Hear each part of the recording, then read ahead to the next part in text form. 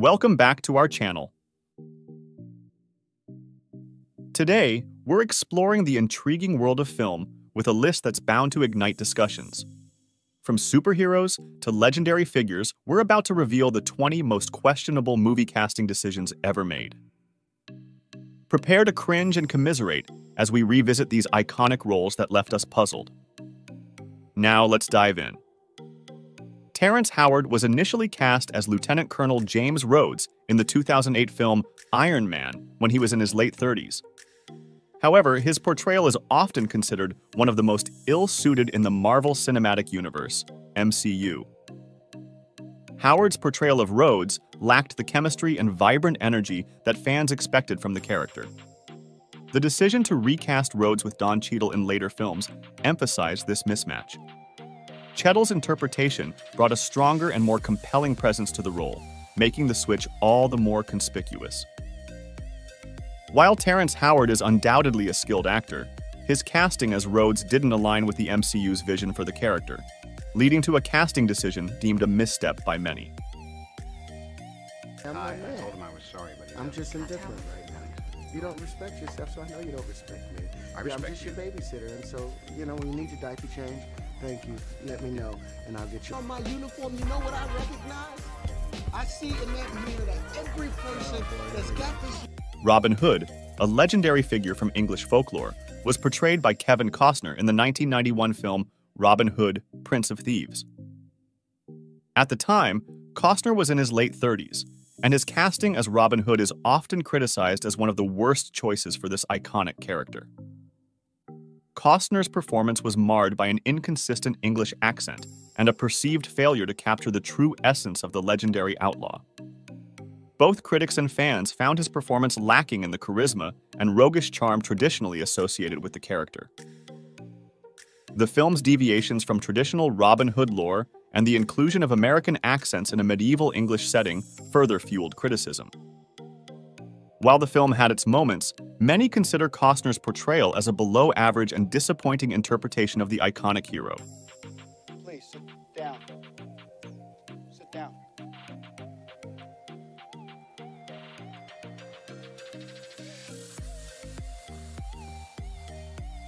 Steve Martin, in his early 60s, was cast as Inspector Jacques Clouseau, a cherished character in the Pink Panther film series in the 2006 film. This casting is often regarded as one of the worst choices in the history of the character. Peter Sellers, known for his flawless comedic timing and brilliant physical comedy, originally made the role of Clouseau iconic.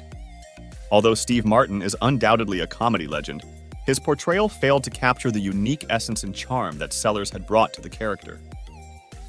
The attempt to recreate Clouseau with a different actor didn't resonate with fans of the classic series, and the film faced criticism for deviating from the original character's spirit. It proved that recasting can be a challenging and often unsatisfying endeavor when some roles are so closely associated with one actor.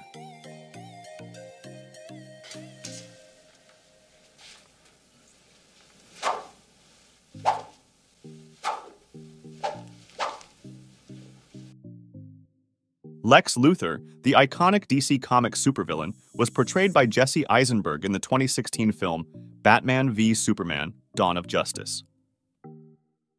Eisenberg, in his early 30s at the time, delivered a portrayal of Luthor that deviated significantly from the classic character's traits.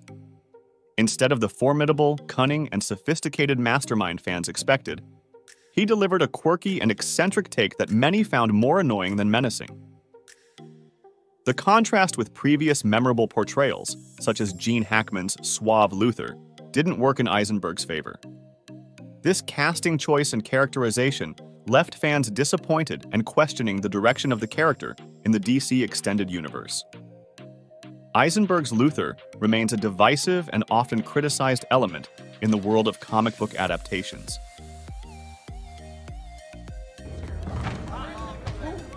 Ahoy, ahoy! I did not know you were here. Man on the marquee. No, don't believe it. My father named the company after himself. He was the Lex in front of the corp. How you doing? Oh. Batman, one of the most iconic superheroes, was portrayed by George Clooney in the 1997 film Batman and Amp Robin. Clooney, in his mid-30s at the time, delivered a portrayal of Batman marked by a campy and lighthearted tone, a stark departure from the brooding and complex Batman persona. The film itself faced heavy criticism for its over-the-top campiness, with Clooney often blamed. His performance lacked the gravitas and intensity that Batman demanded. The infamous rubber nipples on the Batsuit and other gimmicky elements further detracted from the character's credibility.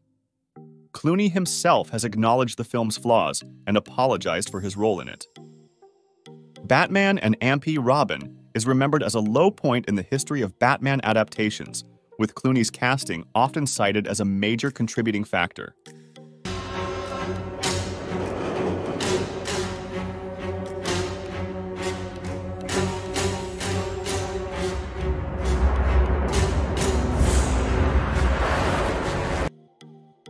Alex Cross, a beloved fictional detective created by James Patterson, was portrayed by Tyler Perry in the 2012 film Alex Cross. Perry, in his early 40s at the time, is often regarded as one of the worst casting choices for this iconic role. The character of Alex Cross is typically portrayed as a skilled and charismatic detective, but Perry's performance failed to capture the depth and intensity expected from the character. Many fans of the book series and previous adaptations, where Morgan Freeman notably played Cross, found Perry's portrayal unconvincing. The casting choice was widely criticized, with viewers suggesting that a more seasoned actor was needed to embody the complexity of the character. Perry's performance as Alex Cross left fans disappointed and underscored the importance of matching the right actor to an iconic role. We about to get turned up. See everybody hands up like this. I can't stand this music. Well, Mabel, if you can't stand it, why you... Alexander the Great, one of history's most celebrated conquerors, was portrayed by Colin Farrell in the 2004 film Alexander.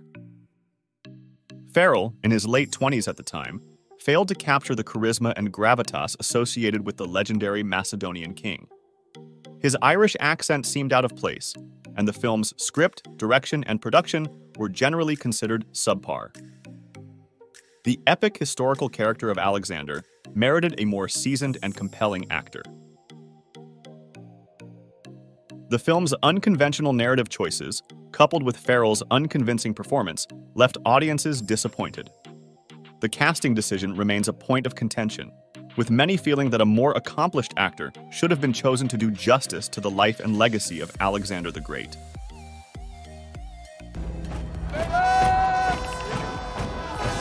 And thus it came to pass, in a dream as mythical to all Greeks as Achilles defeating the Trojans, at this one glory. The Joker, one of Batman's most iconic adversaries, was portrayed by Jared Leto in the 2016 film Suicide Squad. Leto, in his mid-40s at the time, delivered a portrayal of the Joker that was marked by controversial and divisive interpretations, with a focus on being edgy and unpredictable. This departure from the traditional psychotic and clownish Joker character led to mixed reviews. Many fans found Leto's portrayal to be more of a caricature, lacking the depth and charm that previous Jokers like Heath Ledger had brought to the role. Leto's heavily hyped method acting approach, which included sending disturbing gifts to cast members, also garnered negative attention. Ultimately, Leto's portrayal failed to live up to the high expectations and legacy of the character, making it a casting choice that disappointed many Batman and Joker fans.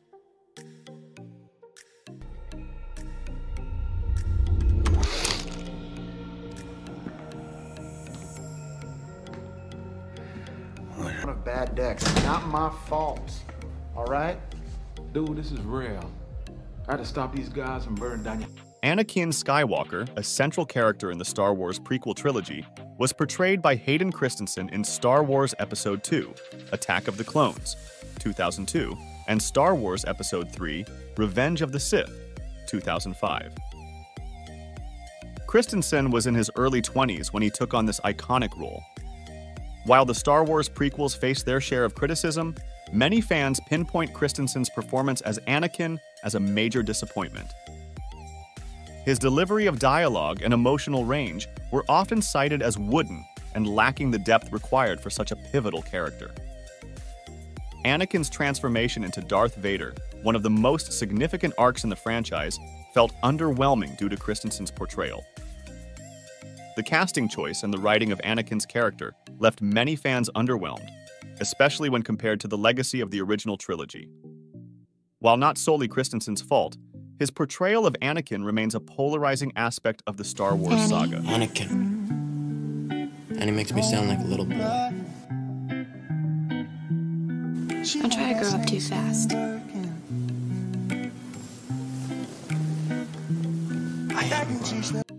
Norman Bates, the infamous character from Alfred Hitchcock's Psycho, was portrayed by Vince Vaughn in the 1998 film remake, also titled Psycho. Vaughn, in his late 20s at the time, is widely regarded as one of the worst casting choices for the character.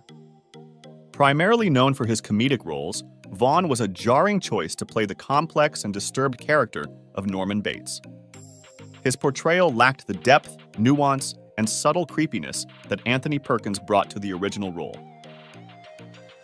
The remake struggled to capture the psychological tension and suspense that made Hitchcock's Psycho a classic. Vaughn's performance, criticized for its lack of authenticity and emotional range, left audiences unimpressed. The casting decision and the attempt to recreate a cinematic masterpiece with a comedic actor were widely seen as misguided, making it one of the most disappointing casting choices in the history of film remakes.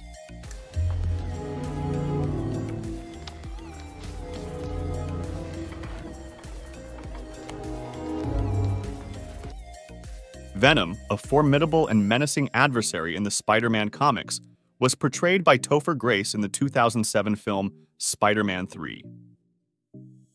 Grace, in his late 20s at the time, is often cited as one of the worst casting choices for the character. Known for his comedic roles in shows like That 70s Show, Grace lacked the physicality and gravitas expected from Venom. His portrayal felt out of place and failed to capture the essence of the iconic antagonist. The rushed transformation from Eddie Brock to Venom left little room for character development, and many fans were disappointed with the casting choice, suggesting that a more physically imposing actor would have better suited the role of Venom. This decision remains a point of contention among Spider-Man enthusiasts.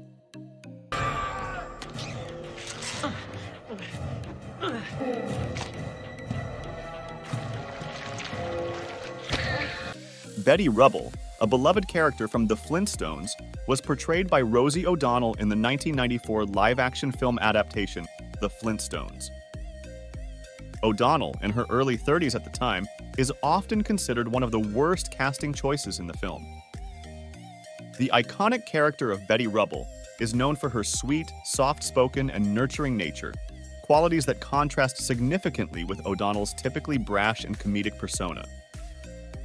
Her portrayal of Betty Rubble felt forced and mismatched, failing to capture the charm and essence of the character. Many fans of the original animated series found O'Donnell's interpretation jarring and unconvincing. The casting decision was seen as an attempt to infuse star power at the expense of staying true to the beloved characters. O'Donnell's Betty Rubble remains a divisive element in the live-action adaptation and is often cited as a casting choice that disappointed many fans of The Flintstones. Maybe it won't be such a big adjustment after all. If Fred scores the highest on that test, I'll have to hire someone to revive me. I.Y. Yoshi, portrayed by Mickey Rooney, appeared in the 1961 film Breakfast at Tiffany's. Rooney, in his early 40s at the time, and his casting as Yoshi is widely regarded as one of the worst choices in film history. Yoshi, a Japanese character, was marred by grotesque racial stereotypes and offensive makeup. Rooney's portrayal was a caricature that reinforced harmful Asian stereotypes. His exaggerated accent and buck teeth contributed to the offensive portrayal. The role is now seen as a glaring example of racial insensitivity in Hollywood and a prime example of yellowface casting where non-Asian actors played Asian characters. The casting of Rooney as Yoshi is considered a deplorable choice that highlights the racism and cultural insensitivity prevalent in the entertainment industry at the time.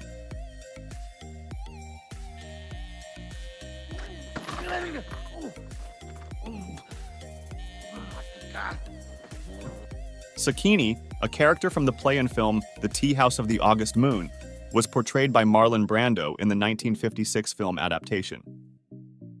Brando, in his early 30s at the time, is often considered one of the worst casting choices in his illustrious career. The character of Sakini is Okinawan, and Brando's casting as a Japanese character raised concerns about racial and cultural insensitivity, given he didn't resemble the character's ethnicity. Furthermore, his performance was marked by a pronounced American accent and mannerisms that felt incongruent with the role. Brando, a brilliant actor known for his transformative abilities, found his portrayal of Sakini a stark departure from his more acclaimed roles.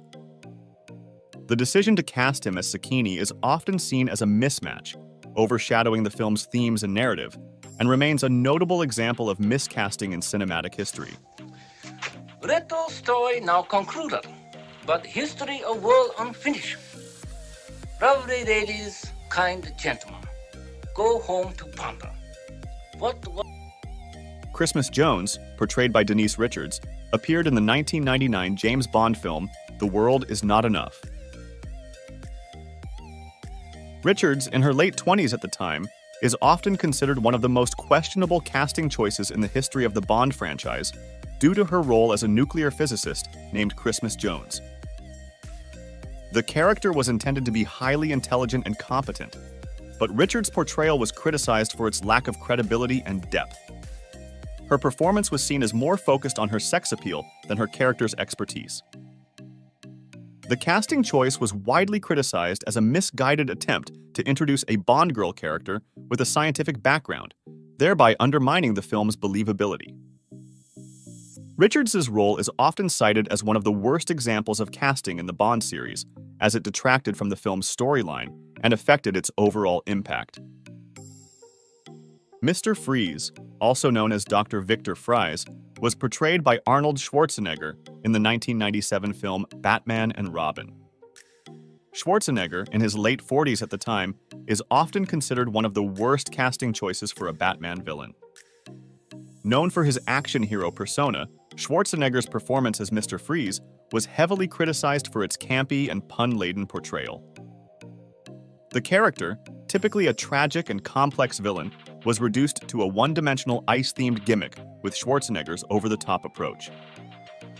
Fans of the Batman franchise were disappointed by this casting choice, as it failed to capture the depth and tragedy associated with Mr. Freeze.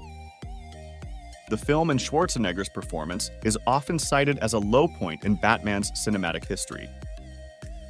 The weather blizzards just to have you. You're the most perfect man I've ever known. What do you say we heat things up? My passion, thoughts for my bride alone. Ooh. Genghis Khan, the legendary Mongol conqueror, was portrayed by John Wayne in the 1956 film The Conqueror. At the time, Wayne was in his 50s, and his casting as Genghis Khan is widely regarded as one of the most baffling and ill-fitting choices in cinematic history. The film's production was controversial due to its filming in a location with high levels of radioactive fallout and the portrayal of an Asian historical figure by a non-Asian actor.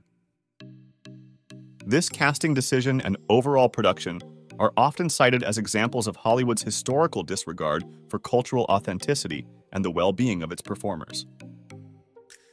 Mary Corleone, a character in The Godfather Part 3, was portrayed by Sofia Coppola, who was in her early 20s at the time.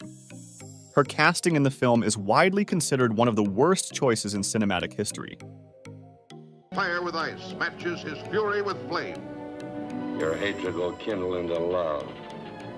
Before that day dawns. Jonathan Harker, a central character in Bram Stoker's Dracula, was portrayed by Keanu Reeves in the 1992 film Bram Stoker's Dracula.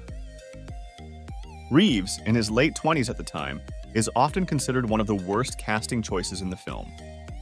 His performance was criticized for its wooden acting, particularly his British accent. His portrayal of Harker, typically depicted as an educated and determined young solicitor, was seen as unconvincing. Reeves's lack of chemistry with other cast members, such as Gary Oldman, further detracted from the film's impact. His performance as Jonathan Harker is often cited as one of the film's notable shortcomings. Lost his greedy mind, poor chap. I want you to take over for his foreign client, this rather eccentric Count Dracula. Impotent with fear. I know. But, sir, I know where the bastard sleeps. I brought him there. To cuff. Coppola, known primarily as a director and screenwriter, was inexperienced as an actress, and her performance as Mary was marked by awkward delivery and a lack of depth. The film's critical and audience reception suffered due to her casting, with viewers finding it difficult to connect with her character. The casting decision is often cited as a major detriment to the film's overall quality and is seen as a case of nepotism, given that Sophia is the daughter of the film's director, Francis Ford Coppola.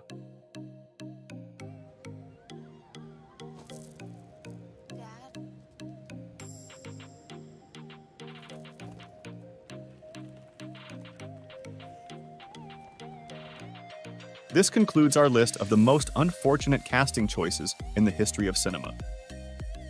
We hope you enjoyed this journey through some of the most baffling and cringeworthy moments in film. If you have your own list or thoughts on our picks, don't forget to share them in the comments. Remember to like, subscribe, and hit that notification bell for more engaging movie discussions and insights. Thanks for joining us today, and we'll see you in the next video.